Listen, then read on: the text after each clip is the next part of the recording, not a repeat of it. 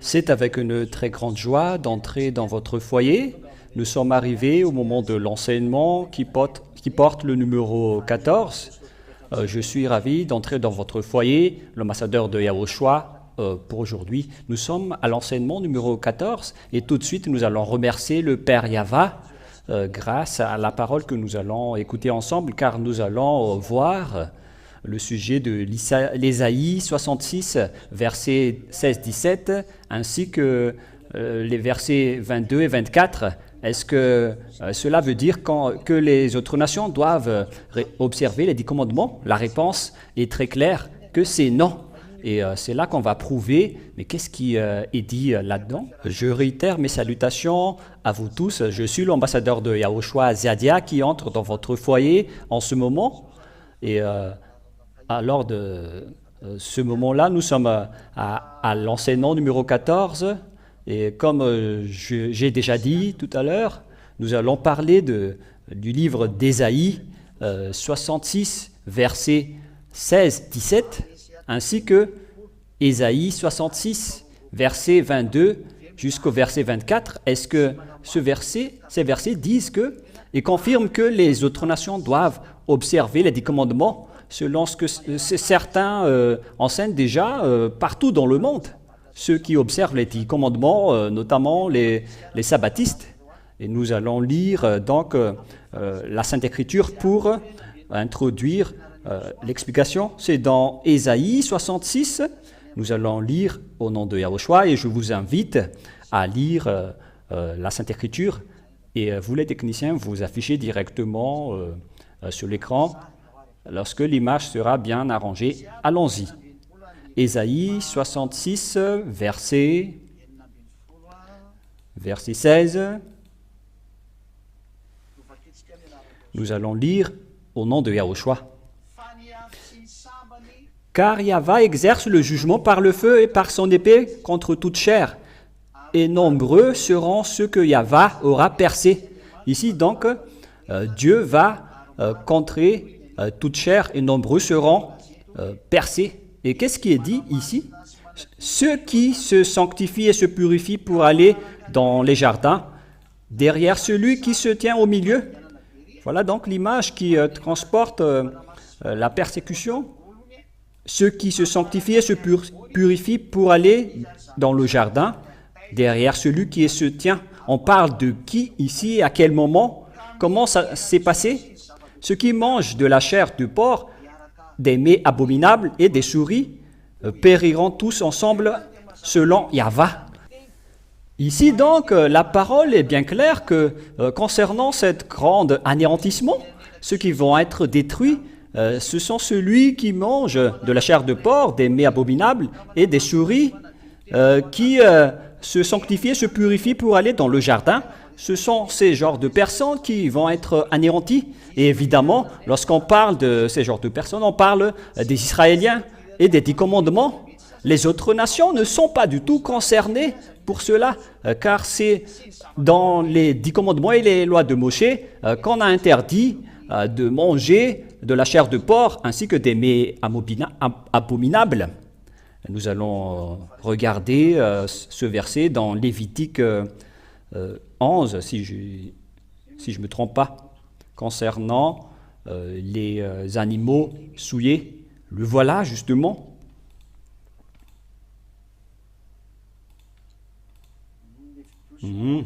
Lévitique 11, à partir du verset... combien déjà? Nous allons commencer à partir du verset 3. Lévitique 11. Parce que c'est une longue parole que nous allons sélectionner en fonction. Lévitique 11.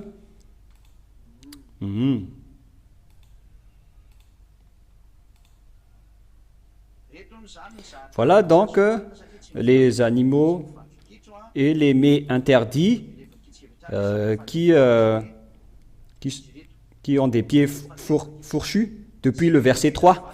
Tout animal à la corne divisée et le pied fourchu et qui rumine, vous les mangerez, mais vous ne mangerez pas de ce qui rumine seulement ou qui ont seulement la corne divisée, tel est le chameau qui rumine, mais dont la corne n'est pas divisée. Il sera impur pour vous.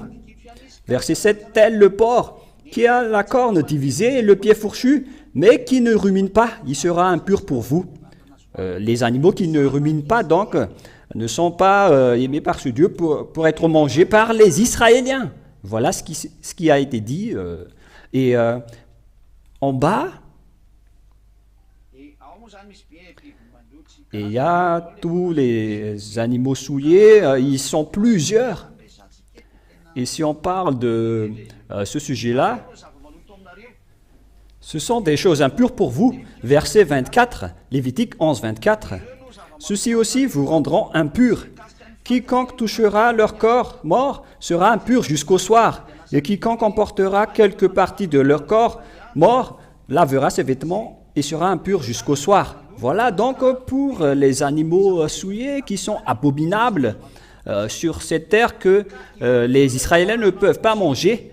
C'était dans le cadre des lois de Moshe qui sont réservées uniquement aux Israéliens, qu'on a déjà parlé dans plusieurs enseignements, que ce sont réservés aux Israéliens, comme lors de l'enseignement numéro 13, qui a dit que les 10 commandements et les lois de Moshe sont réservés aux Israéliens.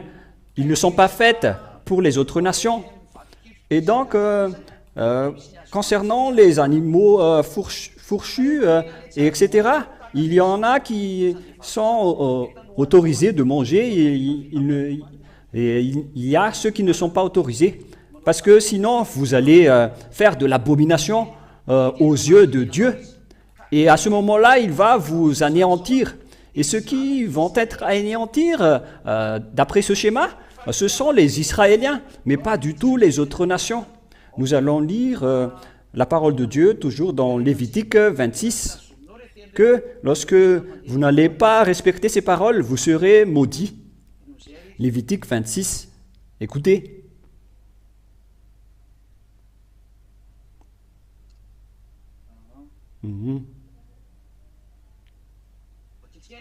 Nous allons lire à partir du verset 3, Lévitique 26, 3. Si vous suivez mes lois, si vous suivez mes commandements et les mettez en pratique, j'enverrai vos pluies en leur saison. Voilà donc la bénédiction.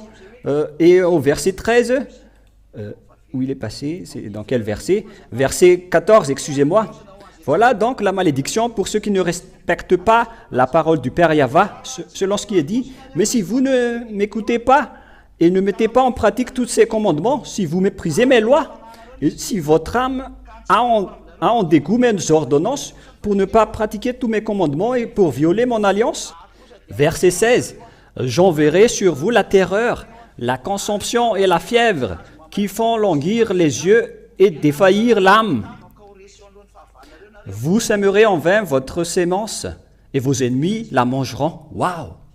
Regardez ce grand danger. Vous pouvez lire ce Lévitique chapitre 26 à partir du verset 13, 14 jusqu'à la fin. Dans le verset 24, à mon tour, je marcherai contre vous et je vous frapperai moi aussi 7 fois plus pour vos péchés. Je ferai venir contre vous l'épée vengeresse de mon alliance. Vous vous rassemblez de vos villes et j'enverrai la peste au milieu de vous. C'est un très grand danger jusqu'à la fin. C'est vraiment...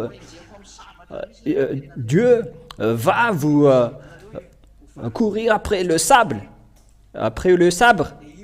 en guise de vengeance de votre trahison de mon alliance. Et nous allons relire Ésaïe 26. Nous allons lire Ésaïe 26 et Ésaïe 66 à partir de 16, 17. Voilà la parole. Puisqu'ils ont trahi les commandements de Dieu à l'époque-là, car Yahva exerce le jugement par le feu, par son épée. Et la chair qu'on parle ici, ce sont les autres nations ainsi que les Israéliens qui sont avec les 10 commandements. Ce sont donc les autres nations qui étaient déjà avec les Israéliens, car il y a toute une sorte de chair d'autres personnes. Ce sont d'eux qu'on parle dans Ésaïe 56, versets 6 et 7, jusqu'au verset 8, je ne m'en souviens pas trop. Hein? Le verset 6 et 7. Et là, par le feu et son épée, Yahva va vous contrer toute chair. Toutes les chairs avec les Israéliens ont été punis, et nombreux seront ceux que Yahva aura percés. Donc, ceux qui ont été concernés sur ce sujet, ce sont pour les Israéliens, ainsi que les autres nations qui ont respecté les 10 commandements à l'époque des Israéliens. Les Français, les Anglais, les Tanzaniens, les Sénégalais, les Brésiliens, je ne sais plus, ne sont pas du tout concernés. Ils ne sont pas concernés. Et allons-y. Ceux qui se sanctifient et purifient pour aller dans le jardin, derrière celui qui se tient au milieu. Mais on parle de qui ici également? Et nous allons le prouver dans le livre d'Ézéchiel que on parle toujours des Israéliens. C'est dans Ézéchiel chapitre 9, à partir du verset, ce qu'on va sélectionner. Peut-être à partir du verset 7.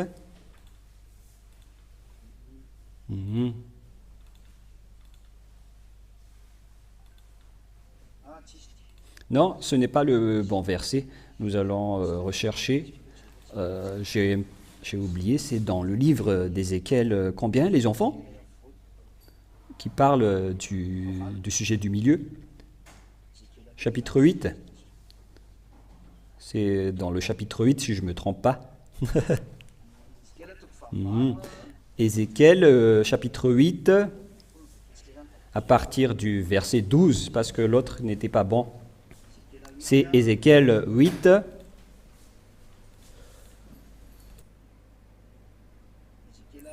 Ézéchiel, chapitre 8. Nous allons lire à partir du verset 12. Ici, nous allons voir et lire à partir de quel verset? Ézéchiel 8, verset 5. Nous allons commencer avec le verset 5 jusqu'au verset 14, si je ne me trompe pas. Il me dit, fils de l'homme, lève-toi donc tes yeux dans la direction du septentrion, c'est-à-dire vers l'extrême nord. Et je levai mes yeux dans la direction du septentrion, et voici qu'au nord de la porte de l'autel, il y avait cette idole de jalousie à l'entrée. Donc, dès l'entrée, il y a une chose qui rend vraiment en colère Dieu.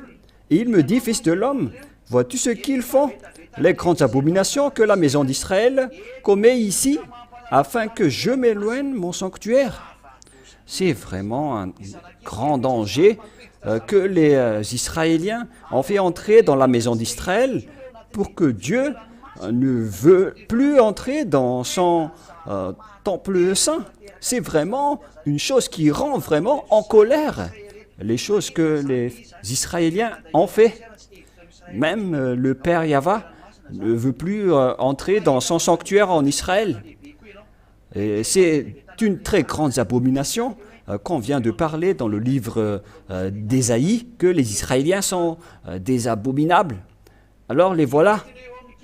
Et il me conduisit à l'entrée du parvis, et je vis, et voici qu'il y ait un trou dans le mur. Et il me dit, versets 8 et 9, « Fils de l'homme, perce donc la muraille. » Et je perçai la muraille, et voici qu'il y a eu une porte. Il me dit, « Viens et vois les horribles abominations qu'ils commettent ici. » Voilà donc l'abomination. Et je vins, et je vis, et voici qu'il y ait toutes sortes de figures de reptiles et d'animaux immondes, et toutes les horreurs de la maison d'Israël. Ça a été dit dans Lévitique, combien déjà? Lévitique 11, que nous venons de lire. Le voilà. C'était écrit sur la muraille tout autour, verset 11. Et 70 hommes d'entre les anciens de la maison d'Israël, parmi lesquels était Jézonia, le fils de Saphan, se tenaient debout devant elle, et chacun avait à la main son encensoir, d'où s'élevait le parfum du nuage d'encens, et Waouh! Verset 12. Et il me dit, as-tu vu, fils de l'homme, ce que les anciens de la maison d'Israël font dans les ténèbres? Chacun dans ses appartements, couverts de figures, car ils disent, Yahva ne nous voit pas, Yahva a abandonné le pays. C'est vraiment dangereux. C'est eux qui sont des malfaiteurs et ils osent critiquer Dieu à cela. Ils diffament et ils critiquent Dieu. Les Israéliens sont des méchants et jusqu'à aujourd'hui, ils ne peuvent plus se tourner vers Dieu, le Elohé des Israéliens, qu'on appelle Yahva. Ils ne peuvent plus se tourner vers lui, ni vers Yahushua, alors que c'est Yahushua qui a été crucifié pour les sauver. Ils les ont tués. Nous allons encore voir ça pour les Israéliens. Pourquoi vous dites que le Sauveur n'est pas encore arrivé? Car eux, ils disent que le Sauveur n'est pas encore arrivé. Donc, ils ont continué ce qu'ils ont fait auparavant. Zadia est arrivé pour prouver que le Sauveur que vous attendez est déjà arrivé. C'était déjà dit avec Élie ou Élia, mais c'est vous qui n'avez pas écouté. Mais c'était triste. Mais nous allons voir la parole de Dieu concernant cette vérité. Il y a donc celui qui est au milieu. Verset 11. Et 70 hommes d'entre les anciens de la maison d'Israël, parmi lesquels était Jézonia, le fils de Saphan, se tenaient debout devant elle, et chacun avait la main de son encensoir, d'où s'élevait le parfum d'un nuage d'encens. Ça a été évoqué vers le diable. Ils ont fait de l'idolâtrie. C'est ce qu'on a vu dans Ésaïe 66, verset 17, que il y a celui du milieu, parmi lesquels était Jézonia, le fils de Saphan, se tenait debout devant elle. Il s'agit de Jézonia, fils de Saphan, et nous allons revenir à Ésaïe 66, verset, nous allons voir, et tout le monde à la maison, vous écoutez, et nous allons réfléchir sur la tromperie des chefs de religieux que vous a fait subir avec le respect du sabbat et des 10 commandements. C'est du n'importe quoi. C'est une chose qui est réservée pour les Israéliens et ils vous forcent de les observer. Ce sont donc les versets qui vous font transgresser la loi au final pour faire respecter les gens, les 10 commandements à cause de ces paroles. Alors que la parole de Dieu est très directe, qu'il a donné, que le Père Yahva, le cher Père Yahva, a donné seulement aux Israéliens. Et ceux qui n'ont pas peur de la fatalité, les ont intégrés là. Ils n'ont pas peur de la fatalité. Ils n'ont pas peur même pas de Dieu, ceux qui ont fait ça.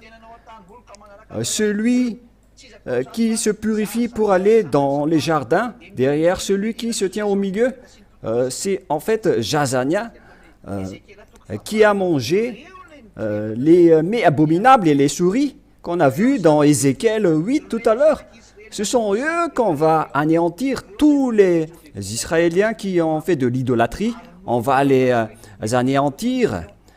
Ils sont vraiment des chairs, ils ne sont pas des animaux, ce sont des chairs qu'on va anéantir qui que ce soit. Et en premier, dans cette folie, c'est Jazania, le fils de Saphan, qui était le sacrificateur à l'époque. Et nous avons vu clairement que ce qu'on parle dans Ésaïe 6, 16 à 17, ce sont les Israéliens, mais pas du tout les autres nations. Je vous l'ai prouvé là. Et vous allez dire, et qu'en est-il dans l'autre verset, dans Ésaïe? Car au dernier verset, nous allons bien lire que ils périront tous ensemble selon Yahva. Donc toutes les chairs en Israël vont être en péril, tout ensemble. C'est en fait dans le verset 16, car nombreux seront ceux que Yahva aura percés. Donc Yahva a détruit les Israéliens Et il a dit que je vais vous périr. Nombreux seront ceux que Yahva aura percés. Et dans le verset 17, et ils périront tous ensemble, selon Yahva. Et donc, dans cette image, tous les Israéliens vont être en péril. Depuis leur portail dans Jérusalem, il y a une mauvaise image. Nous allons relire le verset qui prouve que ce sont tous les Israéliens en totalité qui vont être anéantis, car c'est même dès leur portail qu'il y a une abomination vraiment atroce. C'est donc tout le village qui en fait des bêtises. Verset 3, attendez d'abord.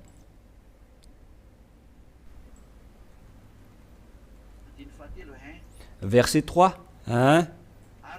Et il entendit une forme de main, et il me saisit par mes boucles de mes cheveux, et l'esprit m'enleva entre la terre et le ciel, et il me l'emmena au Jérusalem, en des visions divines, à l'entrée de la porte intérieure qui regarde au septentrion. Donc on a fait voir à Jérusalem ce qui se passe au Jérusalem depuis le portail qui regarde au septentrion, où était placée l'idole de la jalousie, qui provoque la jalousie.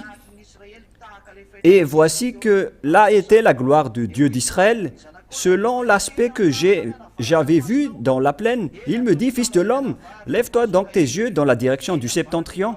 Et je levai mes yeux dans la direction du septentrion, et voici qu'au nord de la porte de l'autel, il y avait cette idole de la jalousie à l'entrée. Oh mon Dieu! C'est depuis l'entrée du temple de Jérusalem qu'ils ont placé l'abomination. C'est dans l'endroit où le Père Yahva entre qu'ils ont mis de l'abomination. Et le Père Yahva est vraiment en colère. Mais qu'est-ce que vous avez fait? Mais à cause des Israéliens, Israël était rempli de dangers depuis le portail et dans tout le village. C'est normal que le Dieu est en colère. Il a vraiment détruit le village d'Israël. Et donc la question qui se pose, est-ce qu'Israël va être anéanti? Et la réponse est dans Ésaïe 66, que le Père Yahva a dit que vous ne serez pas anéantis même si je vais vous détruire, que vous allez être anéantis. Le Père Yahva a dit que vous ne serez pas anéantis, mais ne dites pas que vous serez heureux, les Israéliens, en entendant ça. Mais jusqu'à maintenant, je ne sais plus si les Israéliens m'écoutent ou pas. Mais voilà ce qui est dit dans le verset 22. Ce tribut ne sera jamais anéanti, même si je vais les détruire. Car comme les nouveaux cieux et la nouvelle terre que je vais créer subsisteront devant moi, selon le Père Yahva, ainsi subsisteront votre prospérité et votre nom.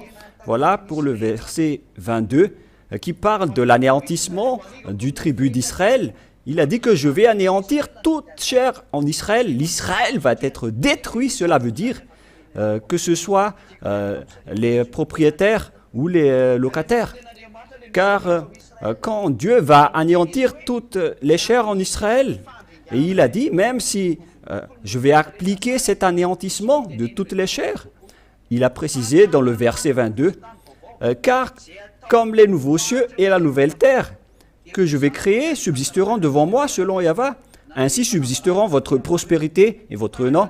Le Père Yahva a déclaré que comme les nouveaux cieux et la nouvelle terre que je vais créer, qui subsisteront devant moi, Yahva, ainsi subsisteront votre prospérité, votre nom. Voilà ce que ça veut dire. Mais ce n'est pas que on va observer jusqu'aux nouvelles terres et nouvelles cieux, les 10 commandements et les lois de Moshe. Non, non, non, c'est une comparaison, mais regardez la tromperie du diable pour vous. Il dit qu'on doit continuer jusqu'aux nouvelles cieux, aux nouveaux cieux et nouvelles terres, le respect des 10 commandements et les lois de Moshe. Mais vous avez vraiment changé, inversé votre mentalité. Il s'agit d'une idée du diable.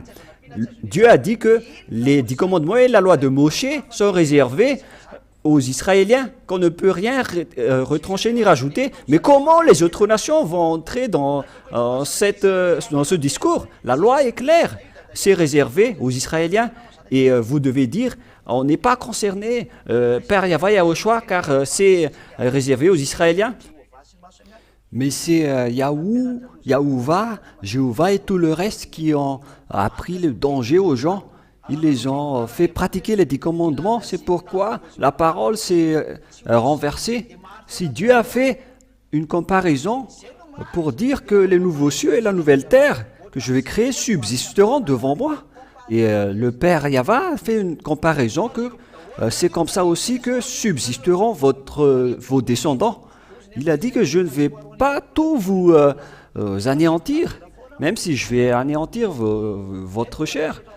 Je vais faire rester quelques-uns et il restait vraiment des descendants pour eux, comme les nouveaux cieux et la nouvelle terre que je vais créer subsisteront devant moi, selon Yahweh.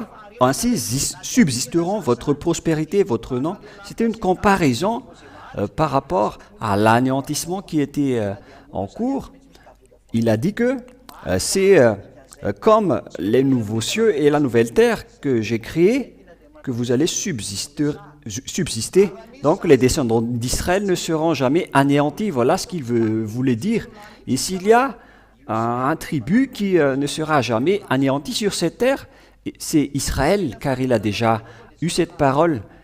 Il ne sera jamais anéanti, quel que soit l'anéantissement et la destruction qui va s'y passer. Comme l'Afrique également, qu'on a déjà appris ici, selon la prophétie, l'Afrique est montée avec la montée de Barack Obama, l'ancien président américain, et vous allez encore voir une grande montée de l'Afrique lorsque l'Afrique du Sud va monter prochainement. Et vous allez vous souvenir de la parole de l'ambassadeur de Yahushua Ziadia, et quand Ziadia dit que il faut que vous notez que l'Afrique va monter et tout le monde entier va avoir peur de lui, sauf les Russes. Souvenez-vous bien de mes paroles lorsque ce moment-là va arriver concernant la montée des Africains. Ésaïe 66, 23, de nouvelle lune en nouvelle lune et de sabbat en sabbat, toute chair viendra se prosterner devant moi et avoir. Voilà les 10 commandements et les lois de Moshe qui sont réservées aux Israéliens. Et donc toute chair en Israël vont se prosterner devant Yahweh à ce moment-là. On parle ici de toutes les chairs en Israël. C'est vraiment logique que les autres nations ne sont pas concernées, qui se sont déjà apparues à ce moment-là, car cette image, tout ça s'est déjà passé, car ils se sont déjà fait détruire en exil, et il ne restait plus qu'un petit reste, et c'est ce petit reste qui s'est transformé en Palestine actuellement. Lorsque les Arabes sont arrivés, ils ont transformé en Arabes toutes les personnes en Israël à cause du métissage. Et à cause du métissage, ils se sont transformés comme cela. Si vous suivez bien l'histoire, vous arrivez à comprendre cela. C'est la cause du grand problème entre Israël et Palestine.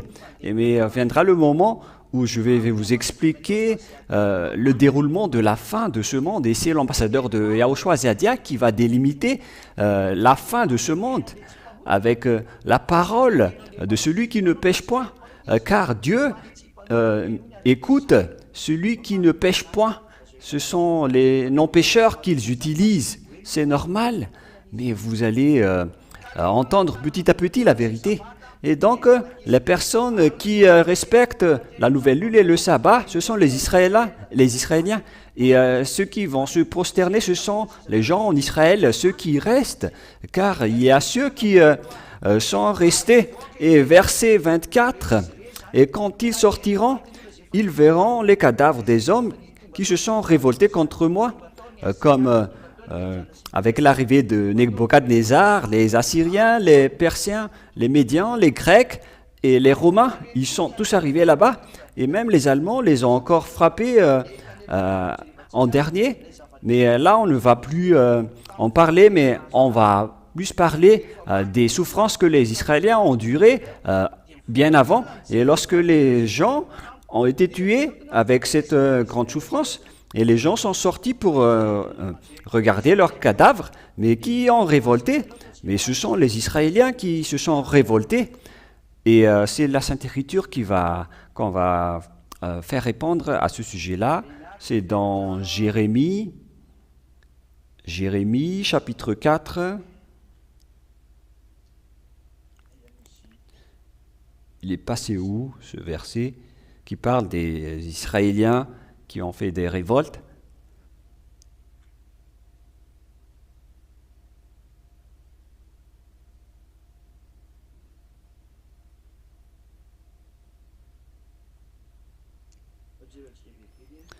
Nous allons regarder rapidement. Revient, Israël, révolte infidèle. Jérémie 3:11.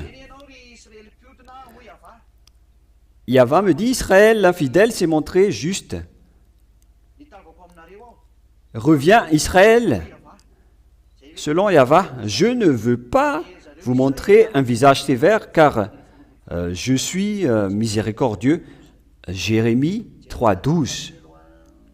Jérémie 3, verset 12. Jérémie 3:12. Nous allons lire la parole de Dieu à ce sujet. Qui est le révoltant infidèle? Jérémie 3:12.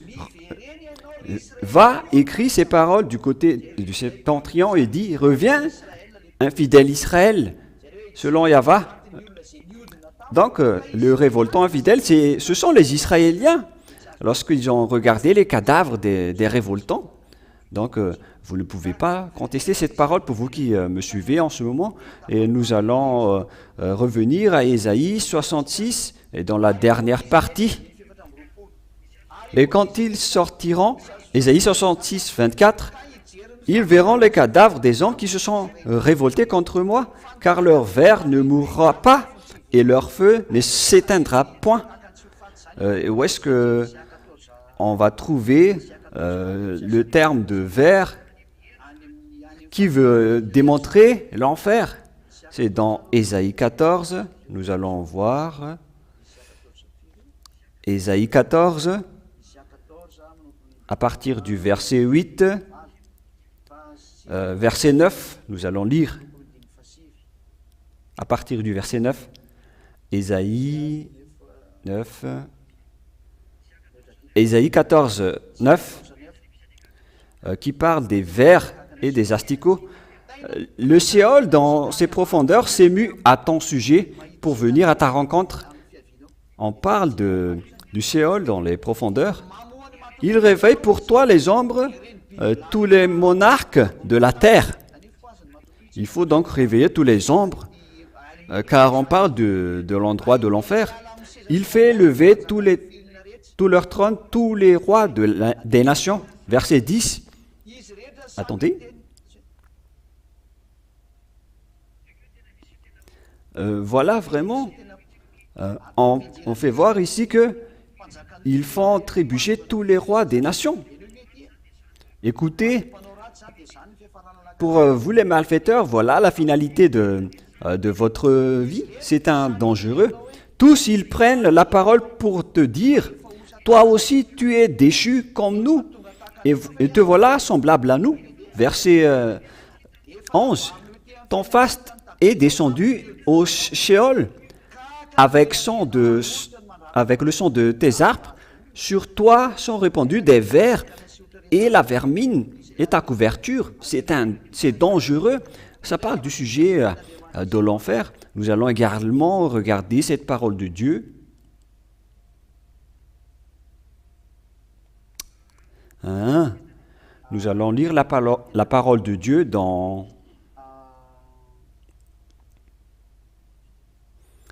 un instant.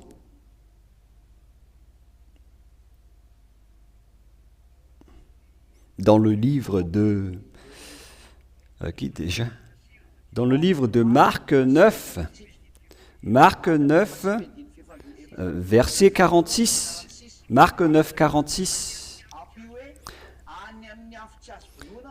rajouter là où leur ver ne meurt point et là où le feu ne s'éteint point. Mais on parle de l'enfer, les enfants, vous qui m'écoutez.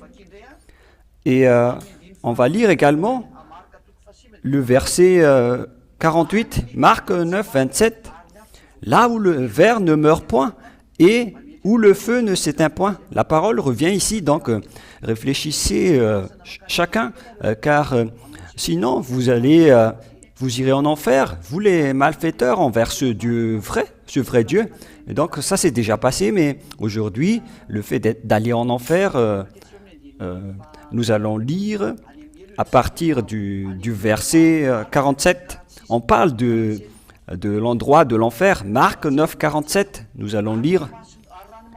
Et si ton œil est pour toi une occasion de chute, arrache-le. Vaut mieux pour toi d'entrer avec un seul œil dans le royaume de Dieu que d'être jeté, ayant deux yeux, dans la gaine du feu. Là où leur ver ne meurt point et où le feu ne s'éteint point.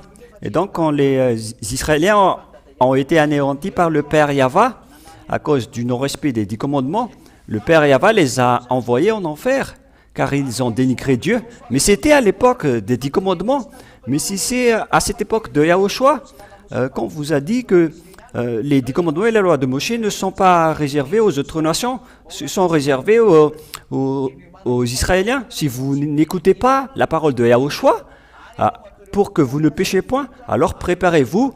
Après votre mort, vous serez jetés en enfer et vous dormirez avec les vers et les vermines. Vous allez habiter dans le tombeau avec les vers et les vermines, mais votre âme, par contre, va souffrir en enfer. La parole se termine. Je vous souhaite le meilleur avec cette parole pour votre prise de décision pour suivre Yahushua. Prenez une décision pour suivre Yahushua, pour vous qui m'écoutez. C'est le moment de sauver votre âme. Ce sont ces paroles qui vous ont enchaîné pour que vous soyez bloqués avec ce danger, avec les 10 commandements et les lois de Moshe. Je vous ai expliqué avec détail. À vous de réfléchir et de prendre une décision. Soit vous irez dans ce feu qui ne s'éteint point avec les vers et les vermines, c'est-à-dire en enfer. Vous allez souffrir dans ce feu qui ne s'éteint point. Soit vous choisissez d'aller là-bas si vous restez dans les 10 commandements que vous aimez tant, car vous devenez un transgresseur de la loi. Car on vous a déjà appris que les 10 commandements et les lois de Moshe ne sont pas faits pour les autres nations, mais pour les autres nations, ce sont les lois de Yahushua qui sont faites pour eux dans le cadre de la nouvelle alliance. On vous a donné la nouvelle alliance, alors suivez-la. Il y a des lois et des commandements là-dedans. Et par exemple, la loi stipule qu'il faut quitter les 10 commandements parce que ce ne sont pas réservés pour vous. C'est bien clair cette parole. Si la Sainte Écriture vous l'interdit, alors ne cherchez pas de moyens pour vous accrocher parce que c'est vraiment un grand danger que vous faites. Vous provoquez la guerre à ce vrai Dieu qui vous a déjà interdit.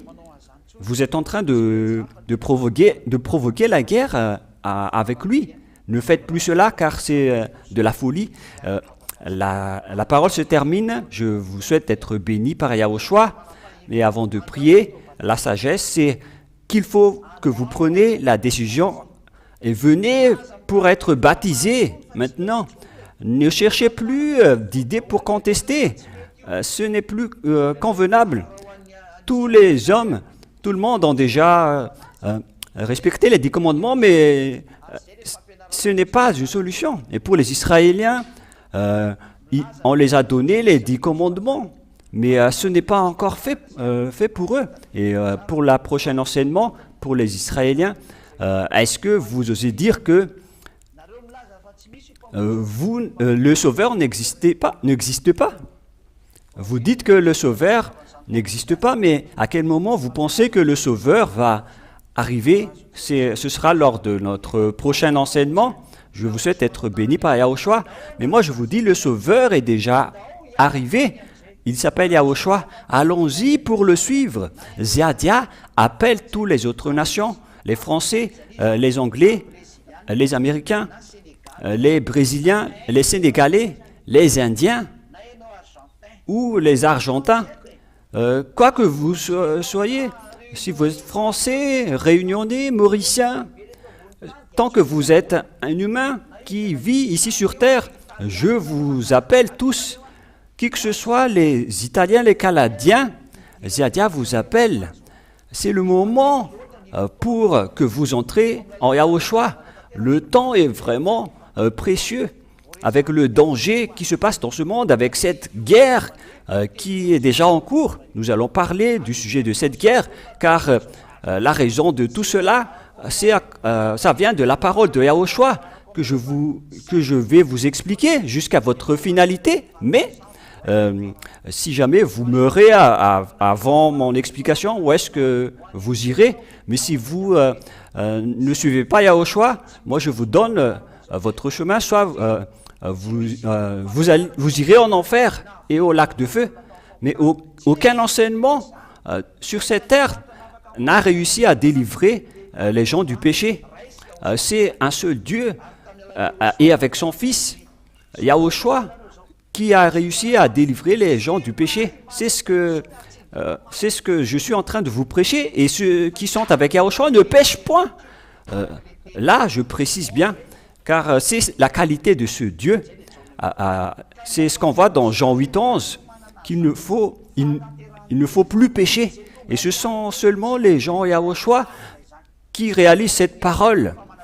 Et le fait de ne pécher point, ce sont des milliers de gens qui vivent avec cela, mais ce n'est plus une personne actuellement. Donc, à vous de prendre une décision pour le baptême.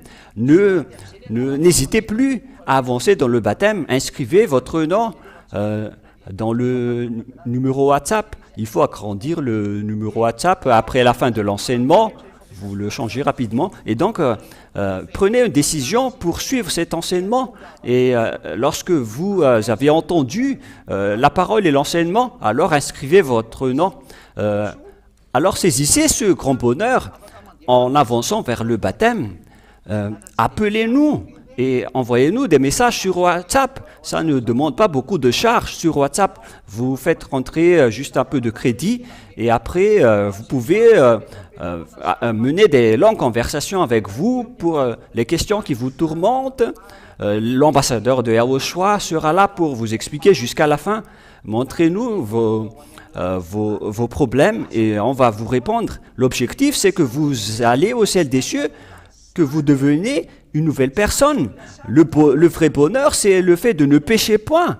Et le premier parmi ces personnes, c'est ce que vous voyez là, c'est moi.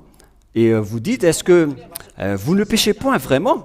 Mais oui, vraiment. Si je suis encore pécheur, je ne vous prêcherai pas jamais cela.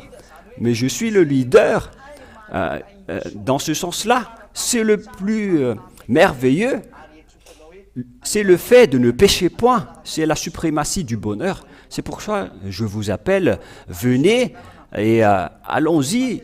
On va y aller chez Yahushua et inscrivez votre nom au baptême. Dites que moi je vais vous suivre. Moi je vais suivre Yahushua que vous prêchez. Moi j'irai chez Yahushua au ciel des cieux. Voilà notre direction. C'est garanti à 100% que vous serez ramené là-bas avec la délivrance du péché. C'est garanti. Ça n'existait pas sur cette terre, mais ça existe en Yahushua, prêché par Ziadia. C'est seulement ici que ça existe. C'est la preuve que c'est lui le vrai Dieu, c'est Yahushua le vrai Dieu. Alors prenez une décision, suivez-le. N'hésitez plus, parce que ce n'est plus convenable. On vous a donné beaucoup de preuves. C'est de la folie si vous ne changez pas après tout cela. Est-ce que vous êtes élu pour aller en enfer? Que vous n'écoutez pas cette parole? C'est depuis très longtemps qu'on vous a dit que ce système n'est pas bon pour vous. Vous connaissez bien que les pécheurs iront en enfer. Est-ce que vous n'êtes pas encore conscient? C'est le moment de la réflexion, alors soyez conscients car on entre dans la finalité de l'histoire de cette terre. Donc l'ambassadeur de Yahushua à Ziadia vous souhaite le meilleur pour que vous soyez bien arrivés en Yahushua, surtout vous qui êtes à l'international, vous qui écoutez les enseignements dans le panier YouTube Yahushua TV. C'est le panier pour que vous visionnez les enseignements, suivez les enseignements, regardez les enseignements. Et après avoir vu cet enseignement, souvenez-vous que c'est l'enseignement qui rend les gens non pécheurs pour qu'ils ne pêchent point. Voilà Yahushua qui est le vrai Dieu, qui a vraiment été crucifié. Alors, choix à vous le choix de le suivre. Si vous le suivez, tant mieux. Si vous ne le suivez pas, alors vous irez en enfer. Et si vous dites que je n'ai pas peur, alors n'allez plus chez le médecin. Mais si vous avez encore peur de mourir, moi je précise bien, c'est pas votre corps qui n'a pas peur de mourir, mais c'est votre âme qui a peur d'aller en enfer. Et c'est pourquoi il a peur. Mais ici en Yahushua, personne n'a peur de mourir, mais c'est juste triste d'être malade. Mais parce que ça doit toujours exister. Mais moi, je n'ai pas dit qu'on ne doit plus souffrir ou être malade. Hein. Moi, j'ai dit qu'on ne pêche point. Et lorsque vous arrivez en Yahushua, il va savoir ce qui est mieux pour vous aider. Il faut que vous ayez comme objectif son royaume et la vie éternelle d'abord. Et après, il va vous aider. Voilà l'objectif pour vous. Et voilà donc la fin de la parole de Ziadia. Je vous souhaite d'être bénis par Yahushua. Et à notre prochain enseignement, nous allons prier ensemble. Cher Père Yava, merci beaucoup pour l'enseignement et les explications. J'espère que les gens vont bien comprendre l'enseignement. Tu m'as vraiment aidé pour que les gens comprennent cette parole qui est très directe et très propre, sans virage. La parole est vraiment propre et vraiment claire. Père Yava, sauve les autres nations, car tu m'as envoyé parmi eux pour sauver les autres nations jusqu'à ce que l'effectif des gentils soit au complet. Père Yava, pour ta gloire, sauve les gens. Touche leur cœur et leur raison pour qu'ils demandent pardon et seront guéris pour se rapprocher de ce vrai enseignement. Faites-les comprendre jusqu'aux traductions pour qu'ils comprennent bien que tu vas les aider jusqu'aux traductions des paroles pour faire entendre les gens cet enseignement dans leur raison, dans leur mémoire et dans leur conscience, que personne ne sera plus posé en écoutant ce vrai enseignement, qu'ils vont craindre de mourir, d'être jetés en enfer, qu'ils espèrent bien rapidement d'être sauvés, Père Yava, qu'ils espèrent bien d'être sauvés par toi, Yahushua. C'est ça que Ziadia te demande. Accélère le salut ainsi que la miséricorde partout dans le monde pour qu'ils se dépêchent pour te rapprocher, que tout le monde entende l'enseignement, que ça se répartit dans tout le monde entier, cette révélation. Père Yava et Yahushua, à vous deux la gloire éternelle. J'espère que tu vas répondre à nos prières et que tu vas encore répondre à nos prières et que les gens vont ressentir que cet enseignement est un vrai amour pour les sauver et pour mettre en évidence Yahushua que tu as envoyé pour sauver ce monde. Père Yava, montre-nous ta gloire à travers cette parole. Envoie tes Saint-Esprits pour sauver les gens, pour qu'ils se tournent et pour qu'ils reviennent vers toi, Père Yava. Au nom de toi, Yahushua, je fais toutes ces prières. Alléluia. Amen. Et donc, je vous souhaite d'être bénis par Yahushua et à notre prochain enseignement. Au revoir.